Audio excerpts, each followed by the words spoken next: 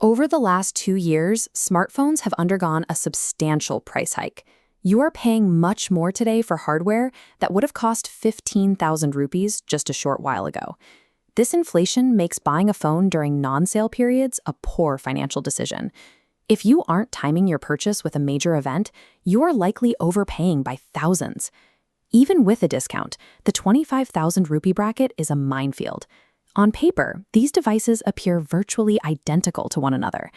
Brands have converged on a specific set of marketing claims to attract buyers: a 50-megapixel camera, a 120 Hz screen, and a turbo-branded processor. Because these numbers look the same on every website, it becomes difficult to distinguish where your money is actually going. Ranking these phones in a simple list is no longer effective. At this price point, a single best phone for everyone has effectively vanished. Identifying the right device requires looking closely at the specific hardware or software sacrifices every manufacturer makes to hit this price target. A successful purchase depends on identifying the specific daily friction you are most desperate to solve, even if it means accepting a weakness in another area. We can start by looking at the divide between users who want a clean software experience and those who prioritize raw hardware endurance. This chart maps that specific trade-off. The vertical axis tracks software purity and UI quality, while the horizontal axis tracks total battery endurance. For the software purist, the Nothing Phone 3A Lite sits at the top of the vertical axis. It offers an interface free of bloatware, 3 years of Android updates, and a distinct aesthetic with integrated backlights for those who want to stand out. Choosing this experience means accepting a smaller 5,000 mAh battery and a MediaTek 7300 Pro processor that provides only standard performance. On the other side of the chart is the user who works away from a charger all day and needs a device that simply will not die. The Vivo T5X is the brute force response for that user, sitting at the extreme end of our endurance axis.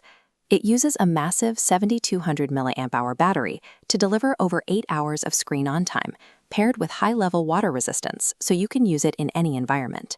The sacrifice here is weight and charging speed. Filling that massive cell with a 44-watt charger takes time, and you will feel the extra bulk in your pocket every day. You have to choose between the convenience of a heavy battery that lasts 2 days or the visual polish of a clean interface that needs a nightly charge. Then there is the media enthusiast, the user who prioritizes vibrant visual consumption and thin aesthetics over the power of the processor. The Infinix Note 8 5G and the Realme Narzo 80 Pro are designed specifically for this person. Both devices offer a display that belongs on more expensive phones: a 1.5K 3D curved AMOLED panel in an ultra-slim chassis. To pay for that screen, Infinix cuts costs on the silicon, settling for an average Dimensity 7100 processor that struggles with heavy tasks. Realme takes a different approach. They provide the premium screen, but recoup the cost through pre-installed software bloat and advertisements within the interface. Both manufacturers deliver a high-end viewing experience, but they require you to accept either slower processing or intrusive software. Securing a flagship-level display for under 25,000 rupees requires an intentional sacrifice of either processing power or software cleanliness. This raises a question. Can you get all of these features, clean software, high-end display, and massive battery, in a single device?